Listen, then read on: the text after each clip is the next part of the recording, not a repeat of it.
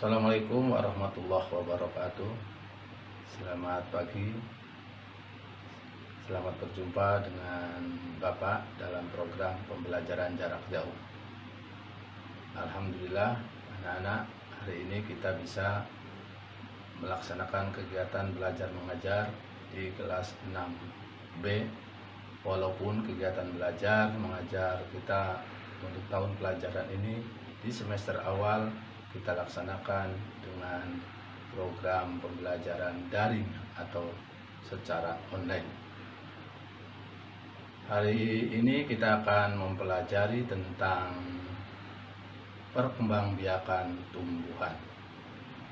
Sebelum belajar, mari kita berdoa semoga kegiatan yang akan kita laksanakan berjalan dengan lancar. Berdoa mulai. Bismillahirrahmanirrahim. Doa sebelum belajar. Rabbi zidni ilma warzuqni fahma. Ya Allah, tambahkanlah aku ilmu dan berikanlah aku rizki akan kepahaman. Selesai. Anak-anak yang Bapak cintai, sebagaimana yang telah disebutkan oleh Bapak bahwa kita akan mempelajari tentang perkembangbiakan tumbuhan. Tumbuhan sebagai salah satu jenis makhluk hidup mempunyai salah satu ciri adalah dapat berkembang biak. Tentu tujuan berkembang biak ini agar jenis populasi tumbuhan tersebut tidak musnah atau tetap lestari. Nah, bagaimana cara perkembangbiakan tumbuhan? Marilah kita saksikan tayangan video berikut ini. Halo anak-anak, selamat berjumpa dalam program pendidikan jarak jauh. Pada hari ini kita akan mempelajari muatan pelajaran ilmu pengetahuan alam dengan pokok bahasan perkembangbiakan tumbuhan.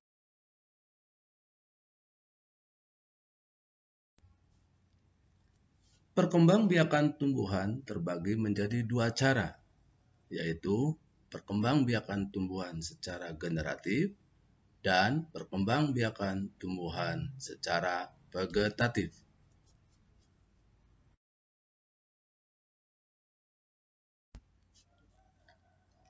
Pada materi kita kali ini, kita akan membahas tentang perkembangbiakan tumbuhan secara generatif. Perkembangbiakan tumbuhan secara generatif adalah perkembangbiakan yang membutuhkan sel kelamin jantan yang disebut dengan benang sari dan sel kelamin betina yang disebut dengan putik. Benang sari dan putik terdapat dalam bunga. Bagian-bagian bunga terdiri dari tangkai bunga, dasar bunga, bakal biji, kelopak, tangkai putik, kepala putik, benang sari, kepala sari, dan mahkota.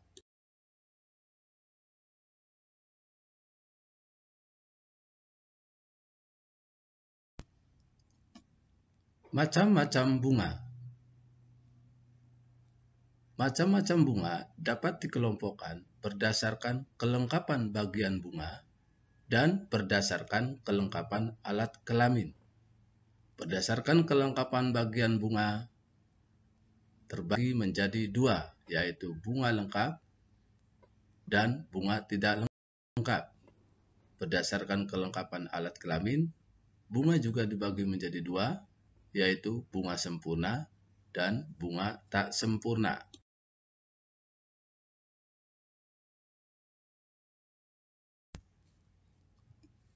Seperti yang sudah dijelaskan, bahwa bunga dapat dikelompokkan ke dalam dua macam. Yang pertama adalah berdasarkan kelengkapan bagian bunga, dan yang kedua berdasarkan kelengkapan alat kelamin. Berdasarkan kelengkapan bagian bunga, bunga terbagi menjadi dua, yaitu bunga lengkap dan bunga tidak lengkap. Bunga lengkap adalah bunga yang memiliki seluruh bagian-bagian bunga, seperti kelopak, mahkota bunga, benang sari, dan putik. Contoh bunga lengkap adalah bunga sepatu. Bunga tidak lengkap adalah bunga yang tidak memiliki satu atau beberapa bagian bunga lengkap. Contohnya adalah bunga kelapa.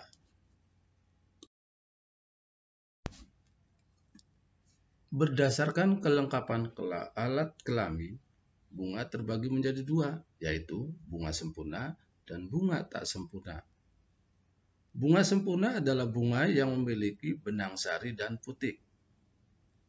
Bunga sempurna disebut juga dengan bunga hermafrodit atau bunga banci.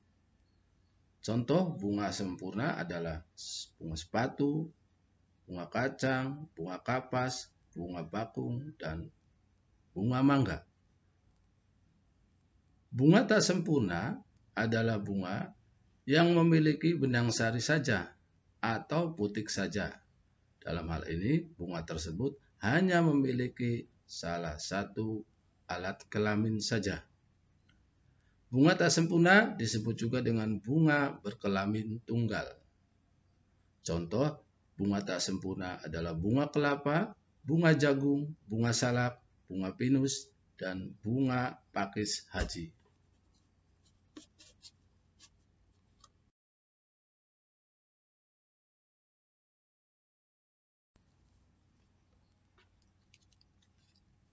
Anak-anak, hal yang paling penting dalam perkembangbiakan tumbuhan adalah adanya penyerbukan atau persarian.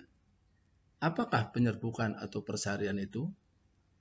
Penyerbukan atau persarian adalah peristiwa menempelnya serbuk sari di atas kepala putik. Letak benang sari dan putik tidak selalu berdekatan, sehingga terjadinya penyerbukan tidak selalu berlangsung dengan sendirinya. Bunga yang benang sari dan putiknya berjauhan memerlukan faktor dari luar dalam penyerbukannya. Faktor dari luar tersebut dapat berupa makhluk hidup maupun makhluk tidak hidup. Apa saja faktor dari luar yang membantu penyerbukan? Faktor dari luar yang membantu penyerbukan itu: 1. Angin, disebut juga dengan anemogami. 2. Air, disebut dengan hidrogami. 3. Hewan, zoidiogami. Dan yang keempat adalah manusia yang disebut dengan androgami.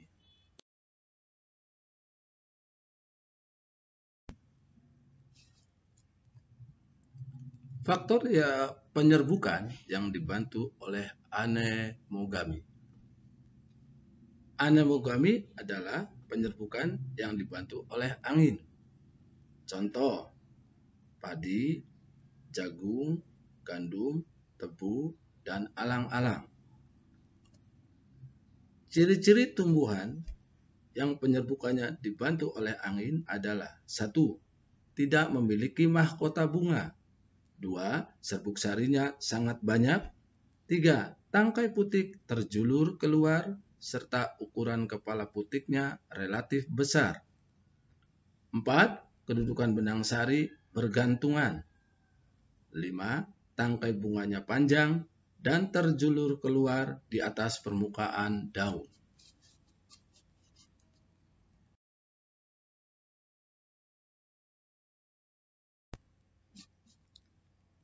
Faktor penyerbukan hidrogami.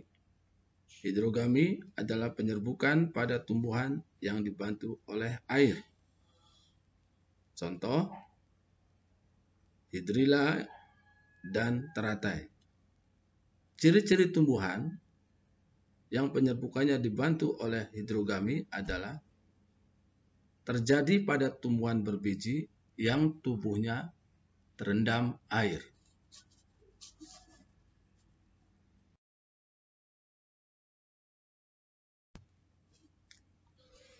Faktor penyerbukan zoidiogami.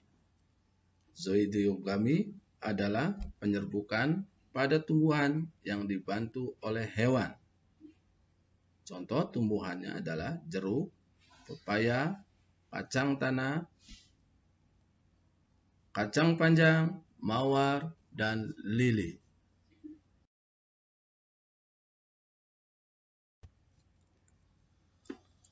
Ciri-ciri tumbuhan yang penyerbukannya dibantu oleh zoidiogami adalah 1. Mahkota besar, berwarna-warni, dan berbau khas. 2. Serbuk sari lengket. 3. Menghasilkan madu atau nektar. Hewan perantara yang dapat membantu penyerbukan adalah burung disebut dengan ornitogami, siput malakogami, serangga entomogami, dan kelelawar atau chiropterogami.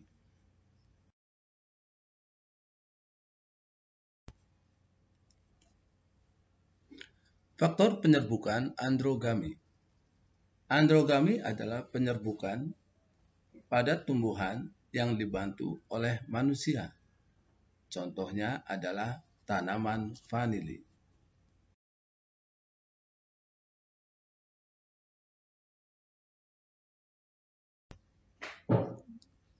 Macam-macam penyerbukan. Berdasarkan asal serbuk sari yang melekat di atas kepala putik, penyerbukan terbagi menjadi 4. 1. Penyerbukan sendiri. Penyerbukan sendiri adalah penyerbukan dalam satu bunga. Contoh, bunga jambu dan bunga sepatu. 2. Penyerbukan tetangga. Penyerbukan tetangga adalah penyerbukan dalam satu tumbuhan. Contoh, bunga jagung. 3. Penyerbukan silang. Penyerbukan silang adalah penyerbukan antara tumbuhan yang berbeda, tetapi masih dalam satu jenis. 4. Penyerbukan bastar adalah penyerbukan antara tumbuhan yang berbeda varietas. Contohnya, mawar merah dengan mawar putih. Proses macam-macam penyerbukan. Penyerbukan sendiri. Pada penyerbukan sendiri, benang sari akan jatuh dan menempel pada putik pada bunga itu sendiri. 2. Penyerbukan tetangga. Pada penyerbukan tetangga, serbuk sari akan menempel pada putik pada bunga lain, tetapi masih dalam satu tumbuhan. 3. Penyerbukan silang. Penyerbukan silang terjadi apabila serbuk sari menempel pada putik pada tanaman lain, tetapi masih satu jenis. 4. Penyerbukan bastar. Penyerbukan bastar terjadi apabila serbuk sari menempel pada putik tanaman lain yang berbeda varietasnya.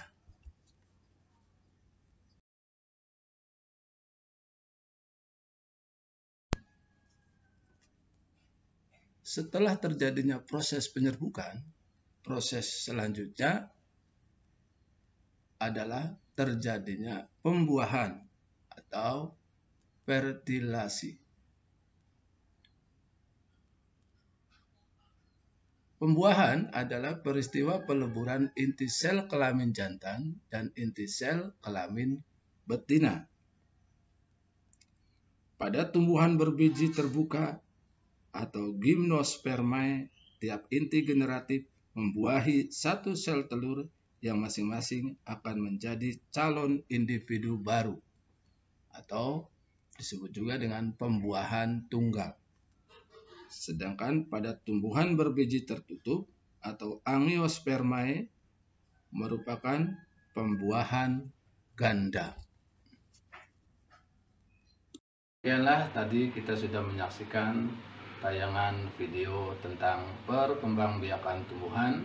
Semoga dengan tayangan tadi anak-anak dapat memahami tentang materi kita kali ini. Apabila kalian masih belum mengerti, tetap membaca buku, bisa membuka web yang berkaitan dengan perkembangbiakan tumbuhan. Semoga apa yang telah kalian pelajari dapat bermanfaat bagi kalian. Demikian kegiatan belajar mengajar untuk kali ini Bapak sampaikan. Billahi taufiq wal hidayah. Wassalamualaikum warahmatullahi wabarakatuh.